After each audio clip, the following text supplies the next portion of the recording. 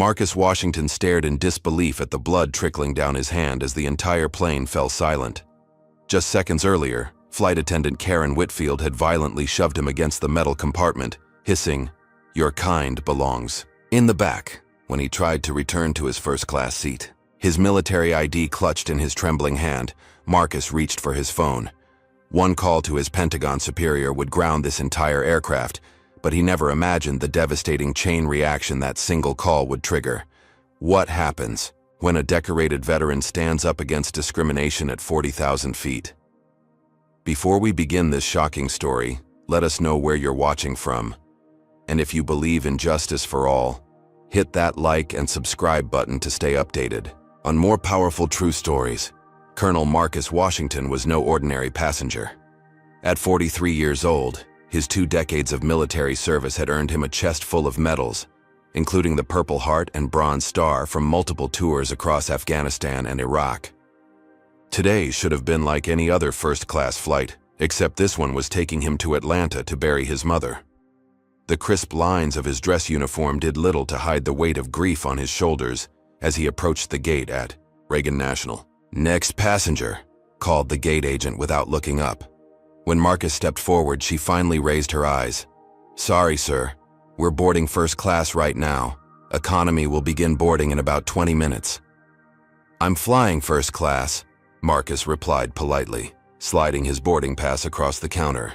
The gate agent squinted at the ticket, then at Marcus before reluctantly scanning it. "Oh, I see. Go ahead." Her tone carried unmistakable surprise.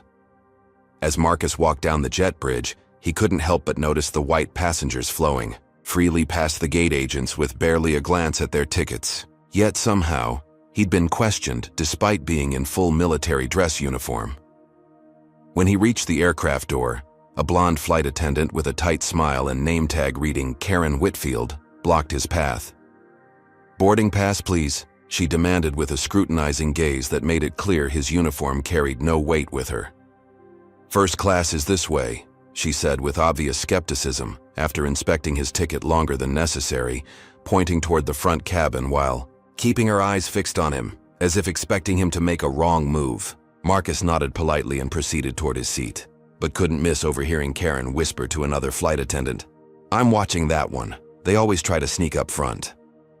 When Marcus finally reached row 3, he found his window, seat occupied by a middle-aged white man in a business suit who barely looked up from his laptop. "Excuse me, sir. I believe you're in my seat," Marcus said. The man glanced up with annoyance. "No, this is my seat." "I have 3A. Marcus showed him the boarding pass. "I always sit by the window.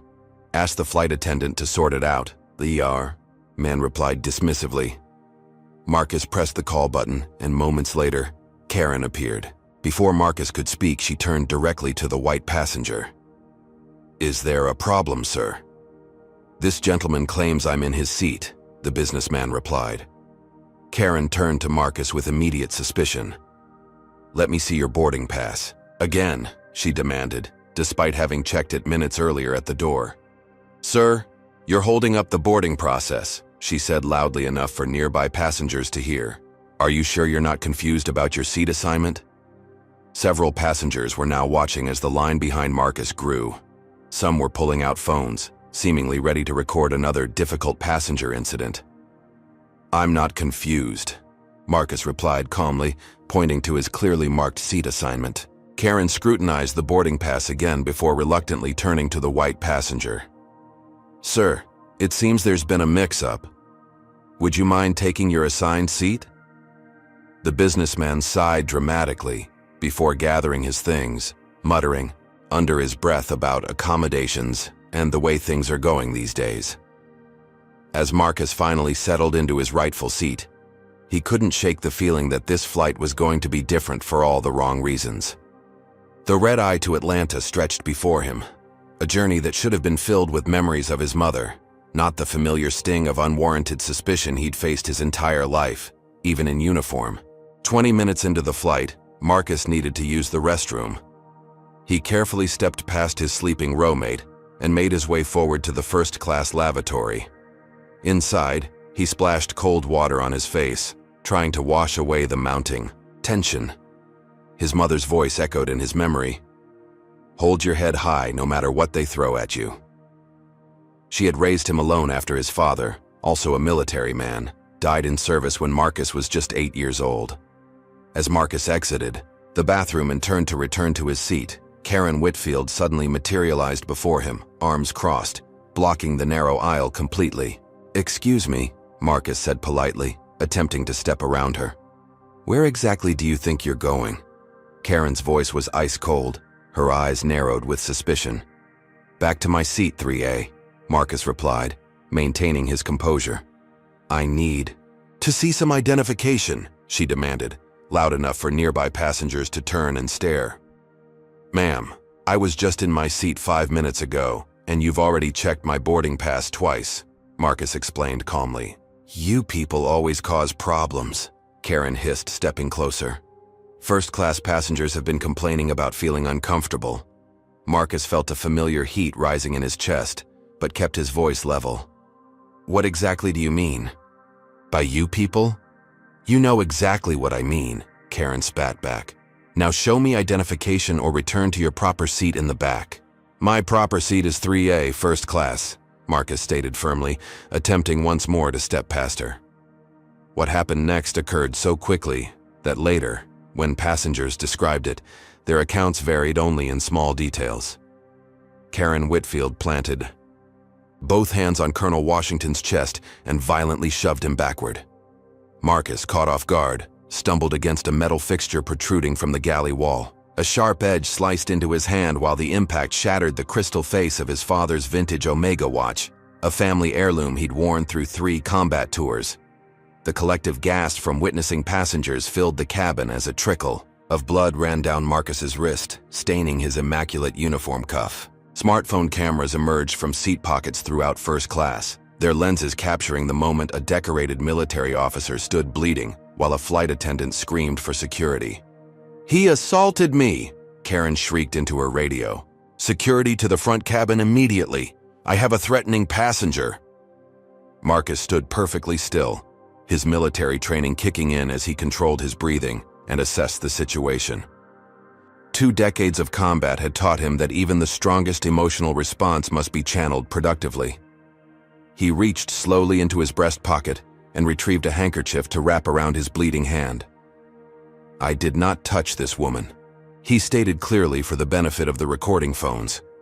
"She pushed me into that metal fixture without provocation."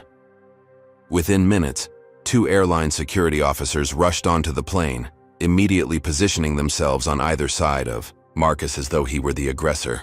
"Sir, we need you to come with us," the taller officer demanded, reaching for Marcus's arm. "Before anyone touches me again," Marcus replied with quiet dignity. "I suggest you look at the footage these passengers have recorded." The security officers hesitated, suddenly aware of the dozen phones pointed in their direction. One passenger, a young woman in row 2, spoke up. "I recorded the whole thing. She pushed him for no reason and he's bleeding." The taller security officer turned to Karen, whose face had transformed from righteous indignation to uncertainty. "He was being aggressive," she insisted, though her voice had lost its conviction. Marcus slowly reached into his other pocket and produced his military ID. "Colonel Marcus Washington, United States Army, 22 years of service. I've been checking flight procedures, and I believe what just happened constitutes assault, discriminatory treatment, and a violation of federal aviation regulations." The security officer's demeanor changed instantly. The shorter one, apparently recognizing the rank, straightened his posture almost involuntarily. "Sir, I apologize for the confusion. Perhaps we can resolve this situation." But the damage had been done. Marcus Washington had been publicly humiliated, physically assaulted, and racially profiled while wearing the uniform he'd nearly died in multiple times defending his country. Have you ever witnessed discrimination happen right before your eyes? Would you have spoken up if you saw what these passengers saw? Comment number 1 if you believe Karen's actions were clearly motivated by racial bias, or number 2, if you think there might be more to the story.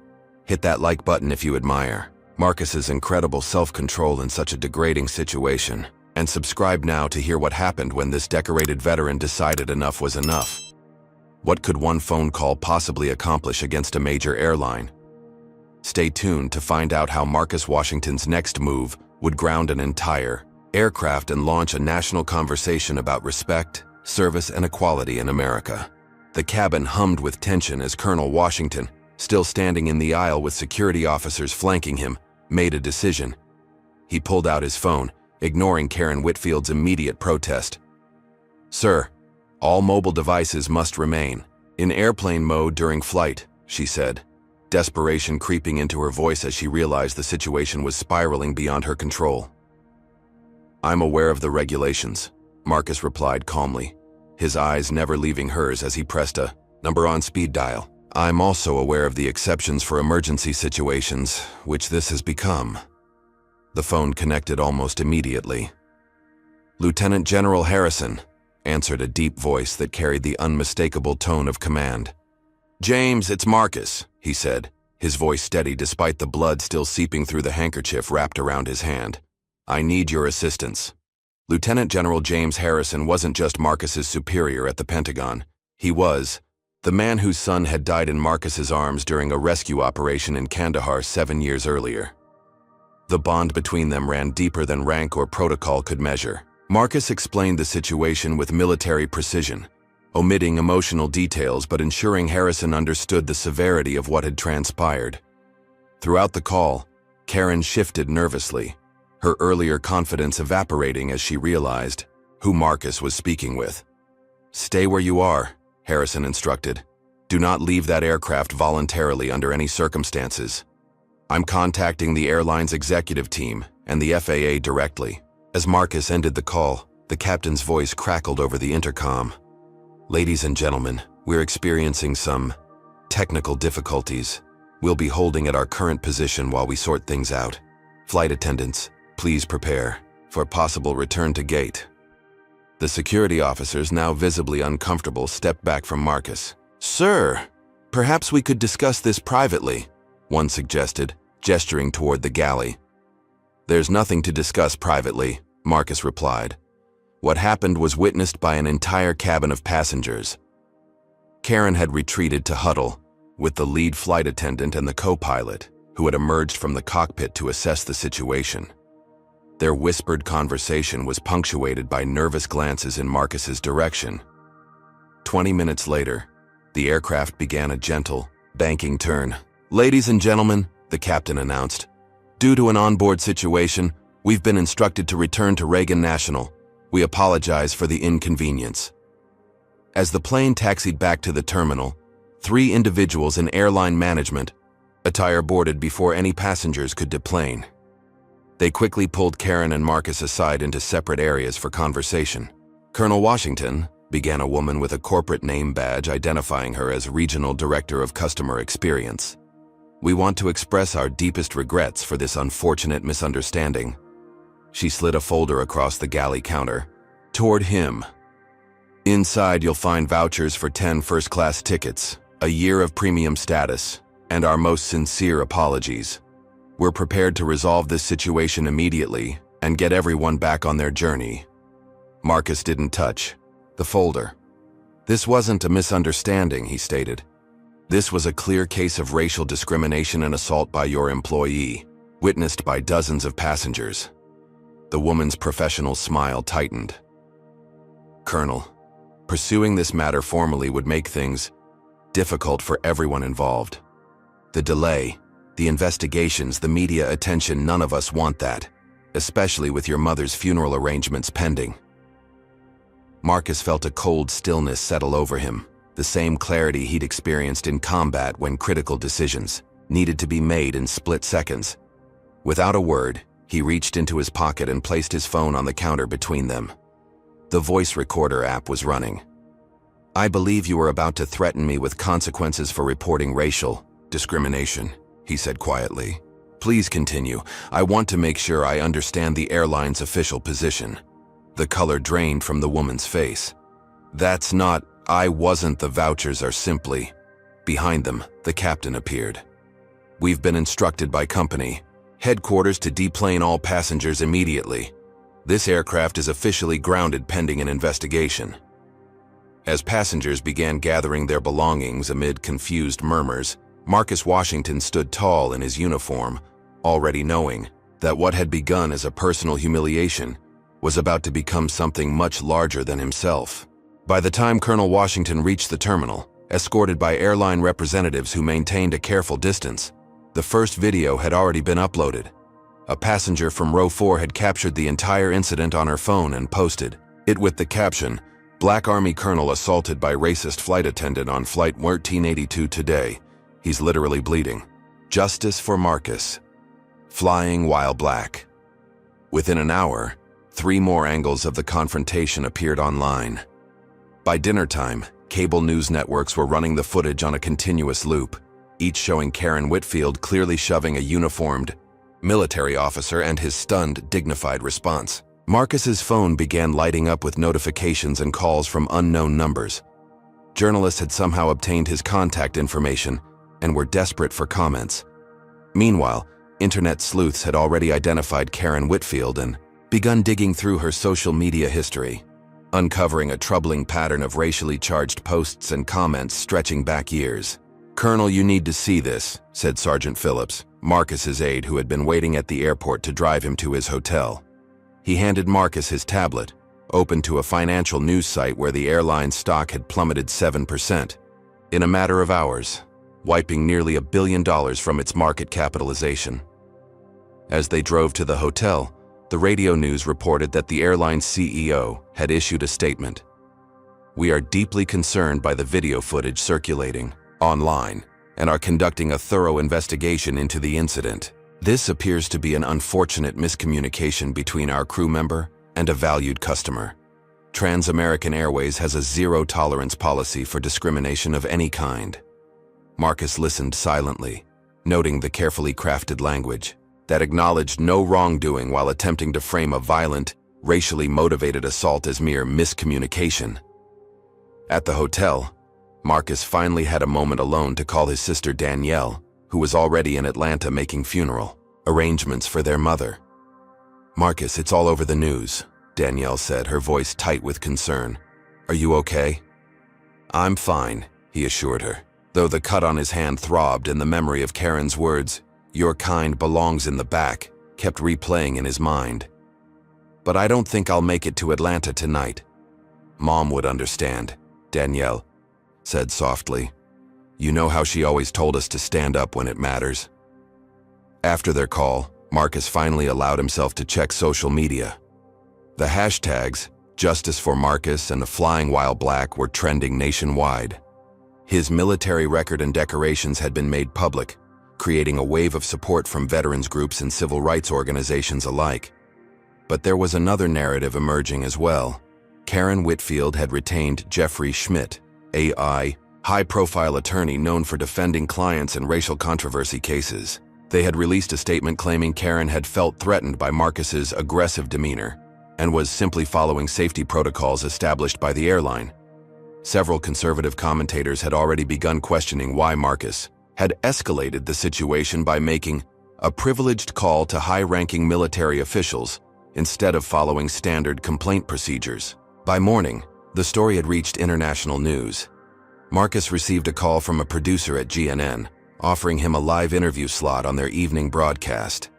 Despite his reluctance to become the center of a media circus, Marcus understood that controlling the narrative was essential. That evening, millions watched as he appeared on screen in his full-dress uniform, the Purple Heart and Bronze Star visible on his chest, as he recounted the events with the same calm dignity he had shown on the aircraft. "I've dedicated 22 years of my life to defending this country," he told the interviewer, his voice steady. "I've bled for America in 2 wars, and yet, wearing this uniform, I was treated like a criminal for simply trying to return to the seat I had paid for." When asked what justice would look like for him, Marcus responded, "This isn't about me. It's about acknowledging that no American should be treated differently because of the color of their skin. Not in combat, not on an airplane, not anywhere. In the country we all serve." The interview catapulted Marcus into the national spotlight. Civil rights leaders called him a hero for standing up. Military organizations rallied around one of their own. The airline faced mounting pressure as Boycott hashtags began trending. But with this visibility came vulnerability. The funeral service for Marcus's mother, originally planned as a small family gathering, now required police presence to keep media and onlookers at a respectful distance. Marcus had to postpone his arrival in Atlanta, missing the chance to help his sister with final arrangements, a fact that cut him more deeply than Karen's physical assault ever could. As he finally lay down to sleep in his hotel room, surrounded by the constant ping of notifications and the muted sound of his name being discussed on 24-hour news channels, Colonel Marcus Washington closed his eyes and wondered if making that call had been worth the storm it unleashed. The morning after his television interview, Marcus woke to a breaking news alert on his phone. The headline turned his blood cold. Colonel Washington's mental health history raises questions about airline incident. Somehow Karen's legal team had obtained his private medical records, revealing that Marcus had been prescribed anxiety medication for combat-related PTSD. The article implied that his perception of events might have been distorted by his condition and medication. "This is a decorated veteran who has served honorably," Schmidt told reporters outside his office. "But we cannot ignore the fact that Colonel Washington was under the influence of powerful prescription drugs that can cause paranoia and aggression. My client was responding to behavior that legitimately concerned her as a safety professional." Marcus's phone rang. It was Lieutenant General Harrison. "They're playing dirty, Marcus," Harrison said without preamble. "Someone leaked your confidential medical files to Schmidt. We're investigating how that happened, but right now you need to prepare for more." "More?" Marcus asked, though he already knew what was coming. "Anonymous sources within the airline are claiming you have a history of confrontational behavior on flights. They're citing an incident from 3 years ago where you supposedly argued with a flight attendant about overhead bin space." Marcus remembered the incident they were twisting. A white passenger had removed his carefully placed uniform from an overhead bin, crumpling it, and the flight attendant had blamed Marcus for the resulting dispute. By midday, the narrative had expanded further. A conservative news site published an article detailing Marcus's divorce 5 years earlier, implying without evidence that it involved misconduct on his part. The reality, his ex-wife had left him. During his third deployment, unable to cope with the stress of military life, was nowhere in their reporting. That evening, Karen Whitfield appeared on the highest-rated cable talk show, seated beside her attorney. She looked nothing like the aggressive woman from the airplane. Her voice quavered as she described feeling terrified when Marcus aggressively approached her. "I've served passengers of all backgrounds for 27 years, she said, dabbing at her eyes with a tissue. "To be labeled a racist and have my career destroyed by cancel culture when I was just doing my job, it's devastating." The host nodded sympathetically. "And now you're receiving death threats?" "My children are afraid to go to school," Karen said, though Marcus knew from the background research his legal team had conducted that her only child was a 30-year-old son living in Europe. The next blow came in the form of a doctored video that began circulating online, showing only Marcus's reaction after being pushed, with the crucial moment of Karen's assault edited out. Without context, he appeared to be overreacting to a routine interaction. Lieutenant General Harrison called again. "They're going through your entire military record looking for anything they can use against you. And Marcus, there's something else. Your daughter Aisha called my office. Some classmates have been harassing her at school, showing her altered videos and saying her father is trying to ruin an innocent woman's life." Marcus sat heavily on the edge of his hotel bed. Aisha was 16, a straight-A student with dreams of following him into the service academy. The thought of her facing harassment because of his stand cut deeper than any physical wound. That evening, he received a text from an Army colleague. "Thinking of you, brother, but command advised us not to comment publicly on your situation. Sorry." One by one, military friends who had initially voiced support began to distance themselves as the controversy grew. The Pentagon issued a terse statement that the incident was a private matter not related to Colonel Washington's official duties, and declined further comment. Marcus stared at his reflection in the hotel bathroom mirror. Was this fight worth the collateral damage to his career, his family, and the memory of his mother, whose funeral had become a media circus? For the first time since the incident, Doubt crept into his mind. Would you stand your ground if powerful forces tried to twist your truth? Comment number 1. If you believe Marcus should continue fighting despite the smear campaign. Or number 2, if you think the personal costs are becoming too high. Hit the like button if you've ever witnessed how quickly the media can flip a narrative against someone standing up for what's right. And subscribe now to see how Marcus responds to these devastating attacks on his character and family. When it seems like the entire system is aligned against one man, where can he possibly turn for allies? The answer will surprise you in our next segment. As Colonel Washington's character assassination continued across media channels, an unexpected movement began to take shape. It started with a social media post from Master Sergeant Terrence Jackson, a retired black veteran who had served under Marcus in Iraq. I know this man's character. He led us through hell and brought us home. If he says it happened, it happened. I stand with Washington.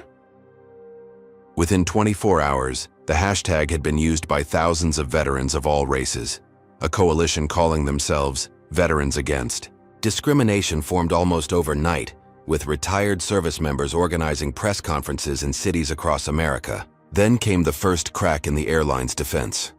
An anonymous flight attendant who worked with Karen Whitfield contacted Marcus's newly hired attorney, providing screenshots of crew messages where Karen had repeatedly used racial slurs and complained about having to serve those people in first class.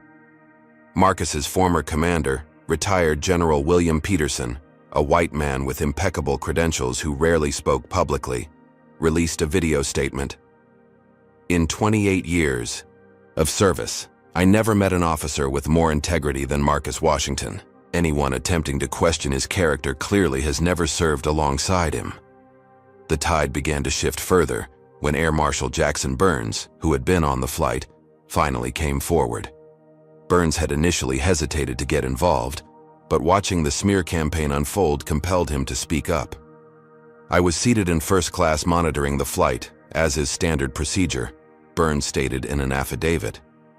I witnessed Ms. Whitfield treat Colonel Washington with contempt from the moment he boarded, despite his military uniform and proper ticket. The assault occurred exactly as the colonel has described it. I am coming forward now because I cannot allow this distortion of truth to continue.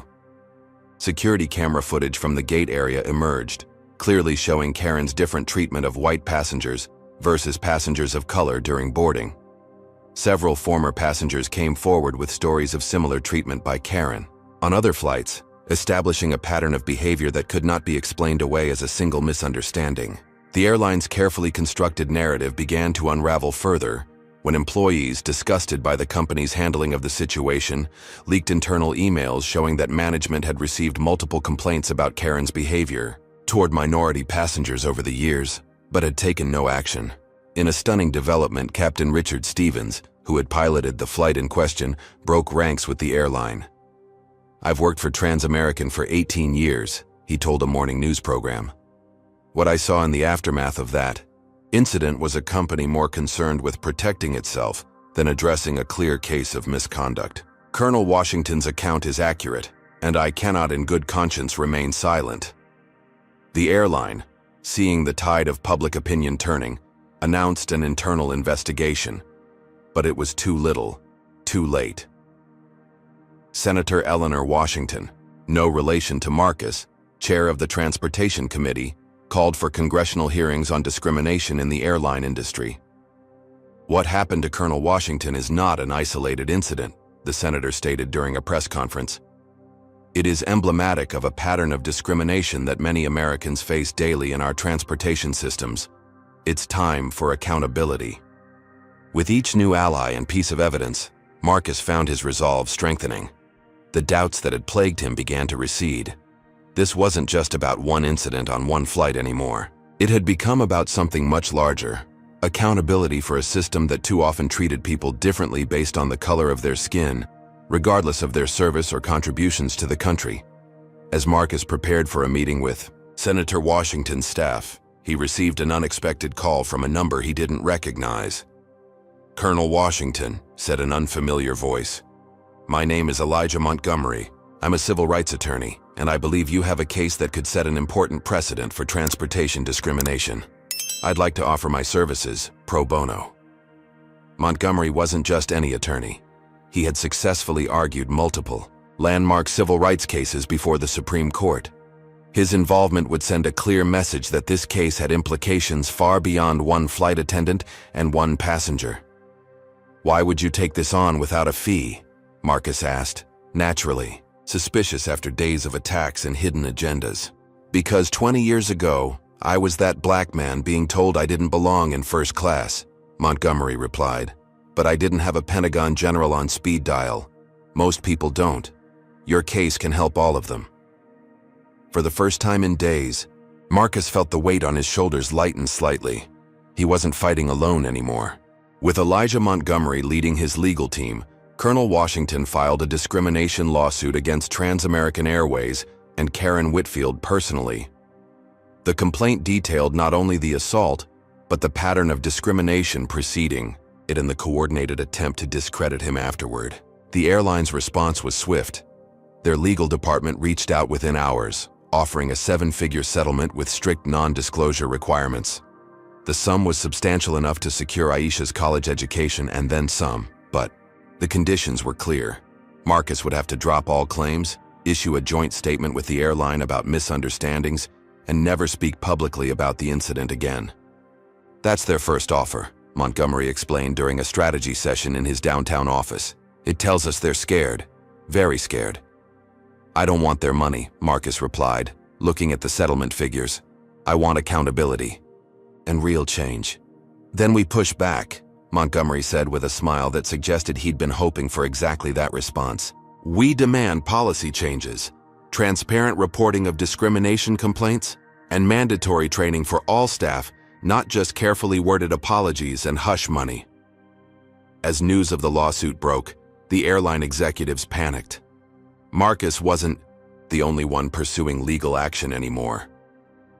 His stand had inspired other passengers who had experienced similar discrimination to come forward with their own stories and legal claims. Class action specialists were beginning to circle. Karen Whitfield, seeing herself increasingly isolated as more evidence emerged, filed a countersuit against Marcus for defamation, claiming his accusations had destroyed her career and subjected her to public hatred. It was a desperate move that few legal analysts gave any chance of success, but it ensured the conflict would continue to make headlines. Trans-American Airways attempted to distance itself from Karen, while still avoiding admission of any systemic issues. Their public statements carefully acknowledged concerns about the incident, while emphasizing their long-standing commitment to diversity and inclusion. Behind closed doors, however, the situation was far more dire.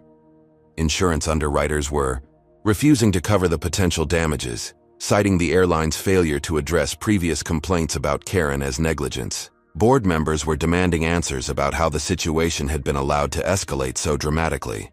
For Marcus, the legal battle brought mounting pressure. Although Montgomery had taken the case pro bono, there were still expenses accumulating, and the time commitment was affecting his ability to return to active duty. The Army had placed him on administrative leave, pending resolution of personal matters, a bureaucratic limbo that threatened his career advancement. Then came an unexpected development. An anonymous donor offered to cover all of Marcus's legal expenses and personal costs during the lawsuit. The funds were arranged through a trust that Montgomery verified as legitimate, but could not or would not identify further. "Someone with means believes in what you're doing," was all Montgomery would say. The case was fast becoming a national reference point for transportation discrimination. Legal scholars wrote analyses of its potential impact. Civil rights organizations filed amicus briefs supporting Marcus's claims. Transportation industry publications ran features examining how the outcome might affect policies across airlines, railways, and other carriers. As the case gained prominence, Trans-American's legal team shifted tactics, launching subtle attacks on Elijah Montgomery's reputation. They hired investigators to dig into his past cases, looking for any hint of impropriety or conflict of interest. Articles began appearing questioning his motives and suggesting he was using Marcus to further his own agenda. "They're desperate," Montgomery told Marcus when confronted with a particularly vicious piece claiming he had mishandled a previous civil rights case. When they can't attack the facts, they attack the messengers. It means we're winning. But winning in the court of public opinion didn't guarantee victory in actual court. Transamerican had resources that could extend the legal battle for years, draining Marcus financially and emotionally. And as the discovery phase began, their attorneys demanded access to his complete military and medical records, threatening to expose every private struggle he'd ever faced to public scrutiny. As the pressure intensified, Marcus found his resolve, being tested daily. Yet each morning he put on his uniform and remembered his mother's words. Justice isn't something you seek only when it's convenient. It's something you pursue especially when it's hard. 3 months into the legal battle, the constant pressure began taking a visible toll on Marcus. The media scrutiny, legal obligations, and ongoing character assassination triggered PTSD symptoms he had managed to keep under control for years. Night terrors returned. His hands sometimes shook during interviews. Each attack required more energy to withstand, energy he increasingly didn't have. The breaking point came on an ordinary Tuesday. Aisha called, her voice tight with controlled emotion. "Dad, Princeton rejected my application." "That doesn't make sense," Marcus replied, instantly alert. "Your grades, your extracurriculars, your essays, I reviewed them myself. You're exactly the kind of student they look for." The rejection letter mentioned concerns about fit with university values, Aisha said quietly. "Dad, they rejected me because of our last name." That same afternoon, a package arrived at Marcus's temporary apartment. It contained no return address, just a manila envelope with dozens of printed death threats collected from social media and message boards, many including his address and Aisha's school information. The implicit message was clear. "We know where you and your family are vulnerable." Marcus immediately contacted law enforcement, but their response was frustratingly routine. They took a report and promised to increase patrols, but had limited resources to offer actual protection. That evening, Karen Whitfield gave another emotional interview, this time tearfully explaining how she had been made a scapegoat for the airline's corporate policies. "They told us to be vigilant about certain passengers," she claimed, carefully avoiding specific racial terms while letting viewers draw their own conclusions. "Now, they're sacrificing me to protect themselves." Her performance was masterful, painting herself as a victim of corporate greed rather than an instigator of racial hatred. Overnight, hashtags supporting Karen began trending, and a crowdfunding campaign for her legal defense raised over $100,000 in 24 hours. The next morning, Marcus received a call from the Pentagon. The conversation was brief but devastating. "Colonel, your promotion to Brigadier General has been delayed for administrative review," said a voice he barely recognized as belonging to a man he'd once considered a friend. "Nothing personal, you understand. Just procedure given the current circumstances." The promotion had been all but guaranteed before the incident, a recognition of his exemplary service record and leadership abilities. Now it was being held hostage to force his compliance and silence. Later that week, as Marcus finally traveled to Atlanta for a delayed memorial service for his mother, he found the cemetery surrounded by media vans and photographers. What should have been a private moment of grief had become a spectacle. Some reporters even shouted questions as he stood by his mother's grave. When he returned to his hotel room that night, Marcus found an email from a senior Army official. The message was carefully worded, but clear. The Army was suggesting he consider the broader implications of his continued pursuit of the case and perhaps find a resolution that allows all parties to move forward. In other words, let it go. For the good of the service, for the good of your career. Sitting alone in the dark hotel room, Marcus felt the weight of it all finally becoming too much to bear. The lawsuit was draining him financially despite the anonymous donor. Aisha was suffering. His military career, the center of his identity for over 20 years, was being systematically dismantled. And for what? A principle? Justice that might never come. He pulled out his phone and scrolled to Elijah Montgomery's number, his finger hovering over the call button. One conversation could end this. He could accept the settlement, sign the NDA, and try to rebuild some semblance of his former life.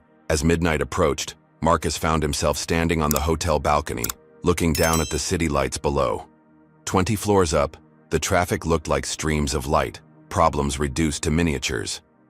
How easy it would be to make everything. Stop the pressure, the pain, the constant fight. One moment of surrender to gravity, and it would all be over. His phone buzzed with a text message. Marcus almost didn't check it, but some lingering instinct made him look at the screen. It was from a number he didn't recognize. Colonel Washington, you don't know me, but I'm a black veteran too. Saw what you're going through. Been there myself 2 years ago. Almost didn't make it. Please call the number below if you're in a dark place tonight. We stand watch together, sir. No man left behind. Marcus stared at the message, then at the city below, then back at the phone. With trembling fingers, he dialed the number. Have you ever reached a breaking point where giving up seemed like the only option? Comment number 1 if you faced a moment when standing up for what's right felt like it was costing too much. Or number 2 if you've been the person reaching out to someone in crisis. Hit that like button if you believe even our strongest heroes need support sometimes. And subscribe to find out if this mystery caller might be the lifeline Marcus desperately needs. When you've lost everything fighting for justice, is there any way back from the edge? The surprising revelation coming next will change everything about this case. The voice on the other end of the phone belonged to Sergeant Major Raymond Wilson, a 25-year Army veteran who had faced his own discrimination battle against the same airline 2 years earlier. Their conversation lasted until dawn, with Wilson sharing his own journey through darkness and eventually back to purpose.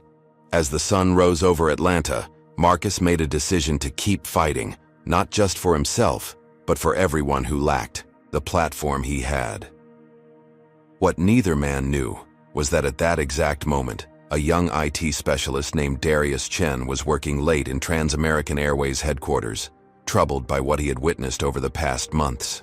As a system administrator with high-level access, Darius had been instructed to securely archive certain communications related to the Washington case. Instead, he had been quietly copying them.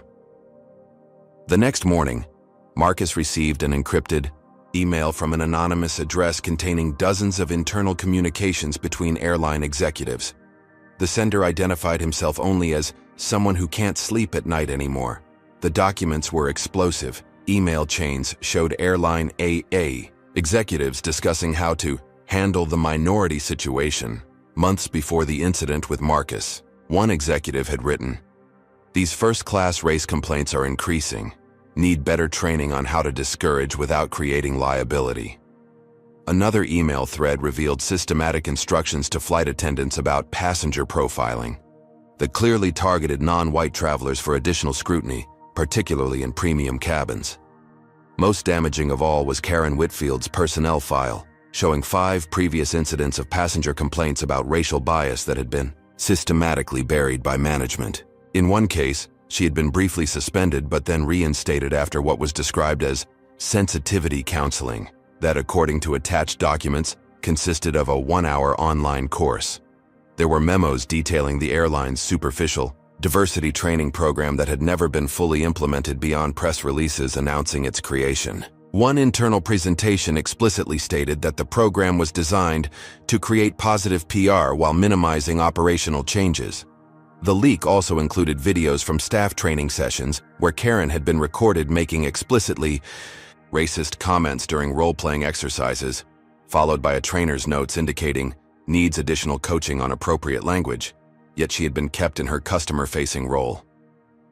Marcus immediately forwarded everything to Elijah Montgomery, who assembled an emergency team to authenticate the documents. By midnight, they had verified the communications through digital signatures and metadata analysis.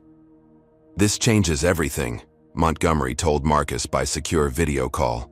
"They can't claim this was an isolated incident or blame it all on Karen. These documents prove systemic discrimination as official policy."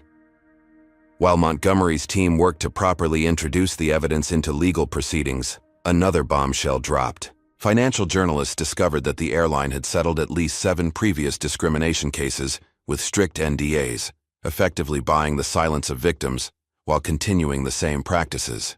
the Federal Aviation Administration launched a formal investigation into the airline's compliance with anti-discrimination regulations. Department of Transportation officials began reviewing whether Trans-American had violated federal requirements in their handling of previous complaints. The most damning revelation came when forensic accountants hired by Montgomery's team discovered evidence that Trans-American's legal department had deliberately destroyed documents after Marcus's incident, attempting to hide the pattern of discrimination. This potential obstruction of justice caught the attention of the Department of Justice, which opened its own investigation.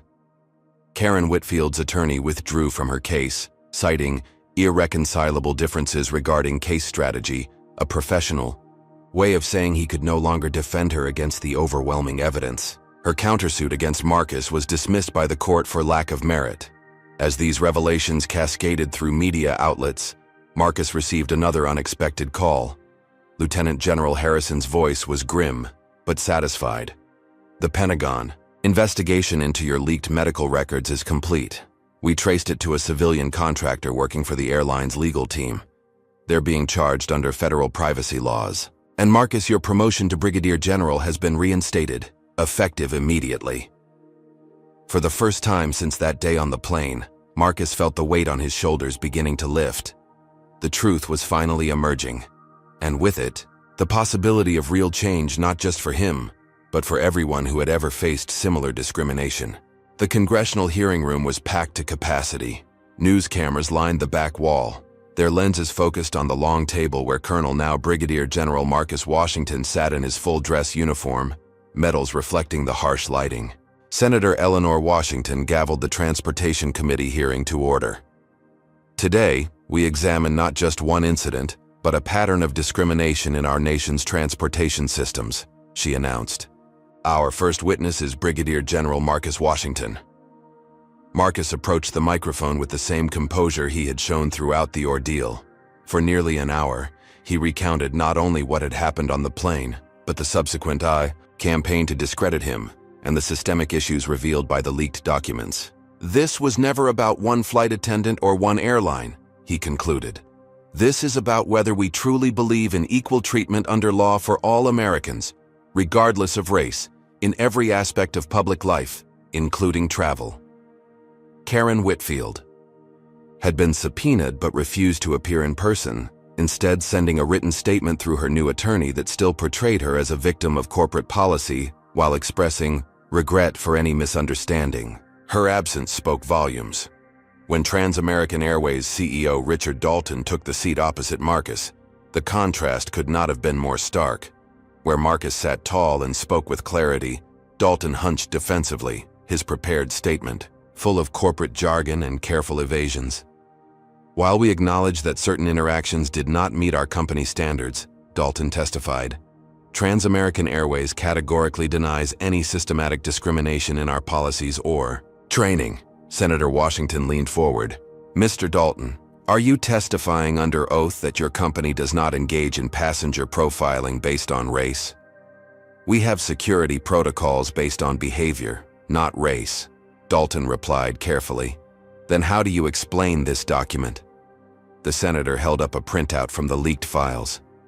"This is an internal training presentation, instructing your staff on what you call heightened awareness passengers. The profile descriptions are thinly veiled racial categories." Dalton's face paled. "I'm not familiar with that specific document." "Senator, you should be. It bears your electronic signature on the approval line." Former Trans-American flight attendant Jasmine Richards testified next, describing how she had been trained to implement the discriminatory policies and had eventually resigned over ethical concerns.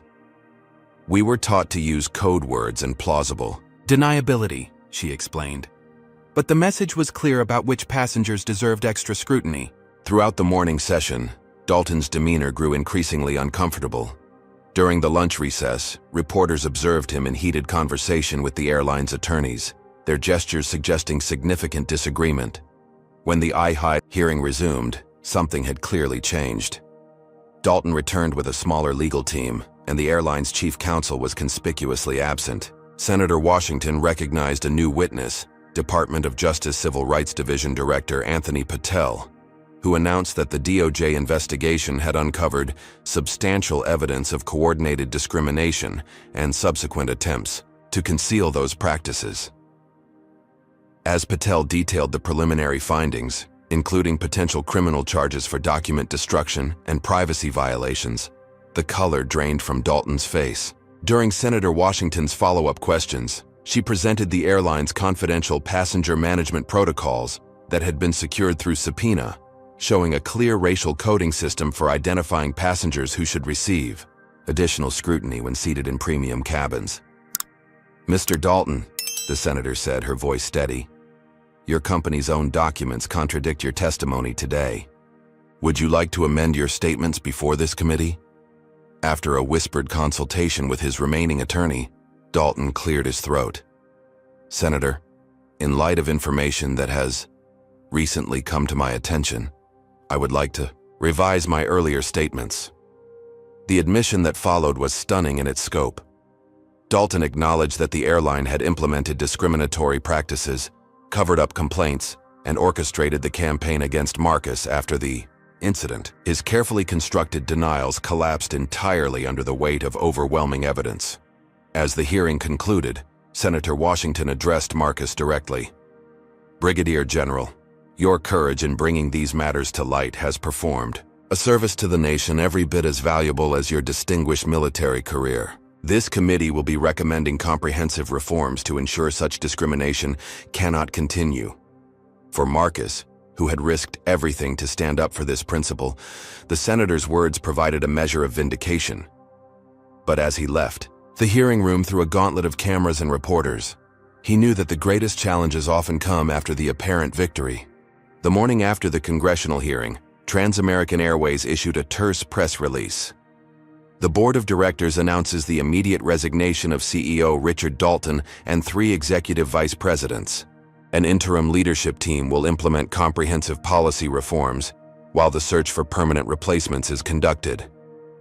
By afternoon, news broke that Karen Whitfield had been terminated from her position. Hours later, the Department of Justice announced she would face federal charges for assault and civil rights violations, with potential penalties including substantial fines and possible incarceration. Trans-American stock continued its downward spiral until the company announced a major settlement package, including substantial financial compensation for Marcus and others who had faced discrimination, along with an overhauled training program and transparent reporting mechanisms for bias incidents. Industry publications reported that other major carriers were proactively reviewing their own policies, fearful of similar scrutiny. The Federal Aviation Administration issued new guidelines for anti-discrimination compliance, informally dubbed the Washington Standards after the case that prompted them. For Marcus, these developments brought a complex mixture of vindication and exhaustion. While he had become a reluctant symbol for military veterans facing discrimination, the personal cost had been enormous. His PTSD symptoms, triggered and intensified by the ordeal, required ongoing therapy.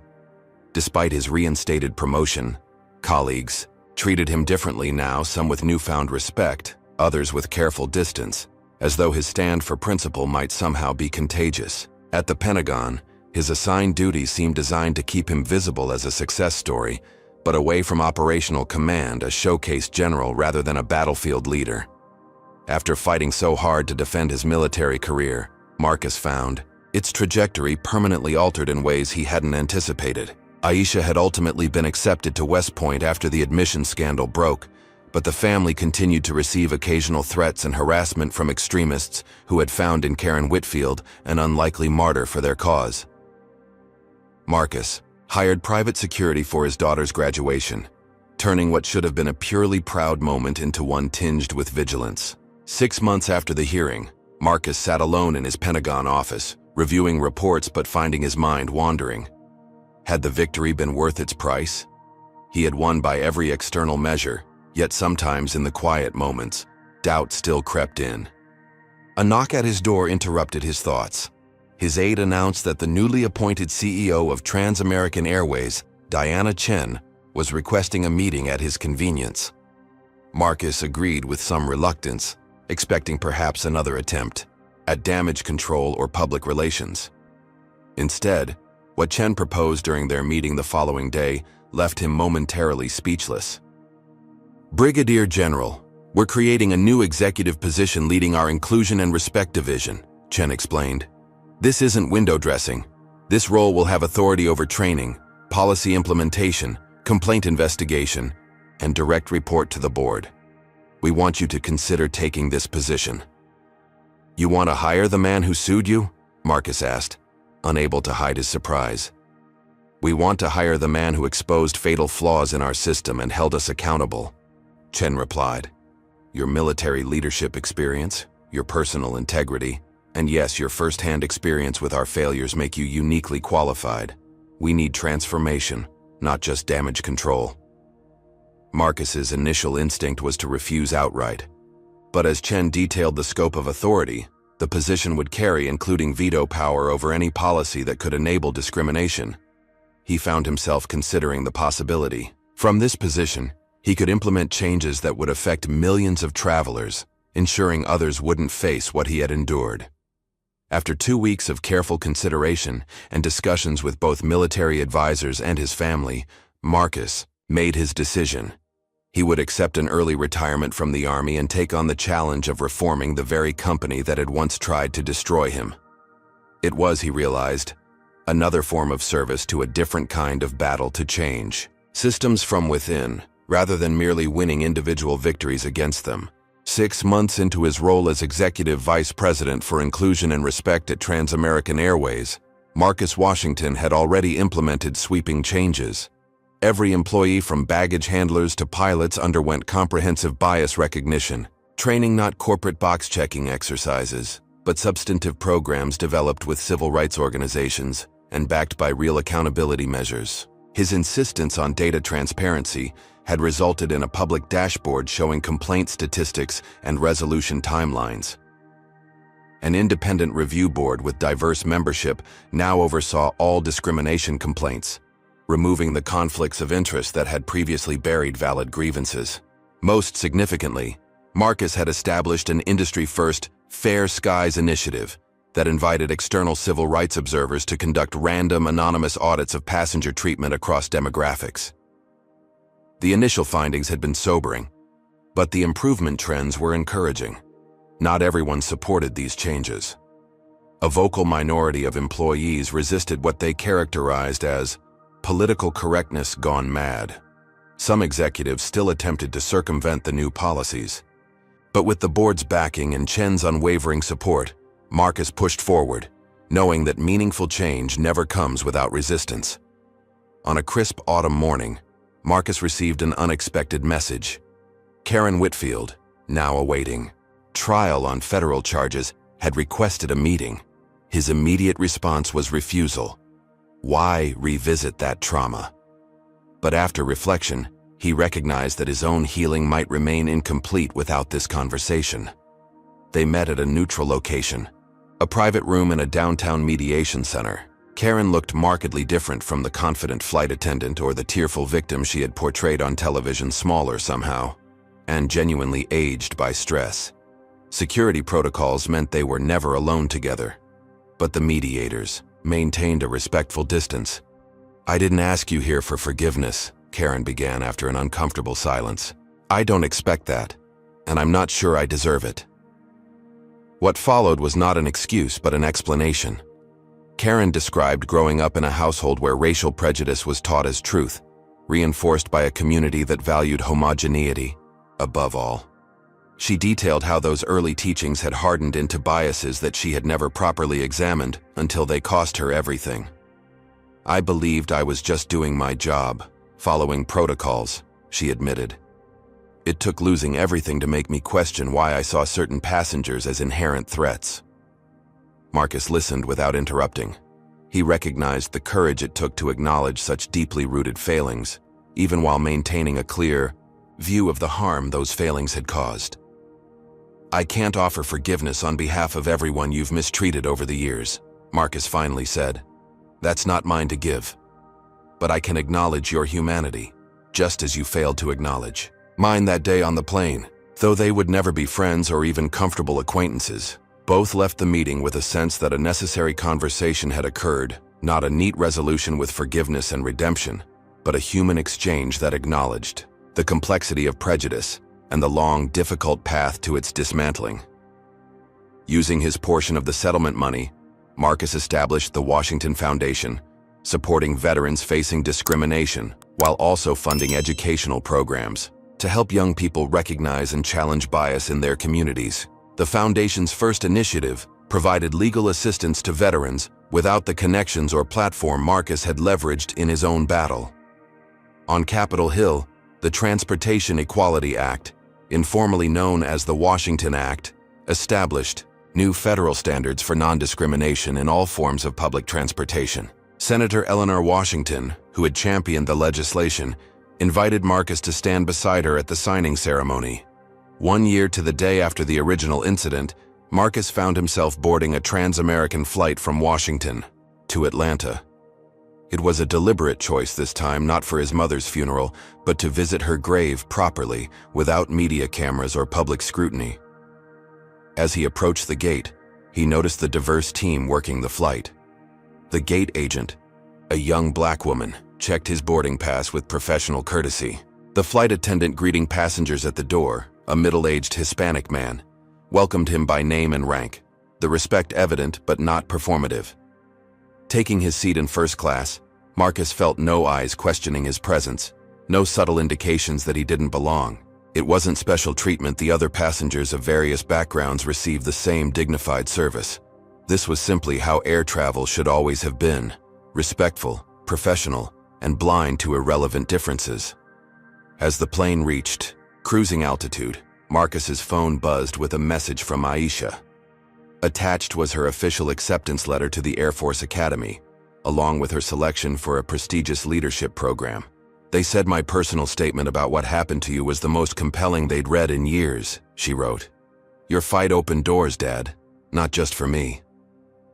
Looking out at the clouds below, Marcus finally allowed himself to fully feel what he had been too busy to process: a sense of closure, not perfect or complete, but substantial enough to build upon.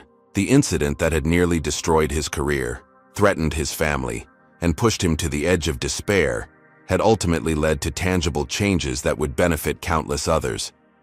He thought about his mother, who had always taught him that standing up for principle wasn't measured by immediate victory, but by the ripples created over time. As the plane continued toward Atlanta, Brigadier General Marcus Washington closed his eyes and finally allowed himself to grieve properly, for her, and to feel, however tentatively, a sense of pride in the legacy his stand had created. The transformation wasn't complete, it never would be, as long as human prejudice existed. But systems could be changed, accountability established, and expectations raised. Sometimes, all it took was one person refusing to accept what had always been tolerated, making one call that others couldn't or wouldn't make, and withstanding the storm that followed. The story of Brigadier General Marcus Washington reveals profound truths about courage, systemic change, and the price of standing up for justice. His journey teaches us that true transformation often begins with a single act of principled resistance. While institutions may initially close ranks to protect themselves, the truth, when persistently pursued, has the power to create lasting change. This narrative highlights how discrimination operates not just through individual bias, but through systematic policies that enable and protect such behavior. Marcus's fight shows that dismantling these systems requires evidence, allies, and unwavering determination despite overwhelming personal costs. The story also illuminates the cruel irony faced by those who challenge discrimination. They often suffer additional harm through character assassination, professional retaliation, and personal attacks. Yet it demonstrates that building coalitions across racial and professional lines can create unstoppable momentum for justice. Perhaps most importantly, Marcus's journey reveals that real change requires both accountability for past wrongs and structural reforms to prevent future harm. His decision to work within the transformed system rather than simply winning his individual battle represents the hardest and most necessary form of courage: the willingness to engage in the long, unglamorous work of institutional change. The transformation wasn't complete. It never could be as long as human prejudice exists. But systems can be changed, accountability established, and expectations raised. Sometimes all it takes is one person refusing to accept what has always been tolerated, making one call that others couldn't or wouldn't make, and withstanding the storm that follows. What would you do if faced with discrimination like Marcus? Experienced? Would you have the courage to stand your ground even when powerful forces aligned against you? Comment below with a time you witnessed or experienced discrimination and how you responded.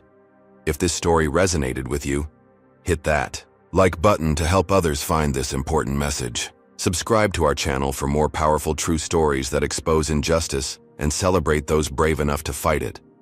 Share this video with someone who needs to understand the real human cost of racism and the difference one principled stand can make. Thank you for joining us on this journey toward understanding injustice. Remember, lasting change begins with ordinary people making extraordinary choices in difficult moments.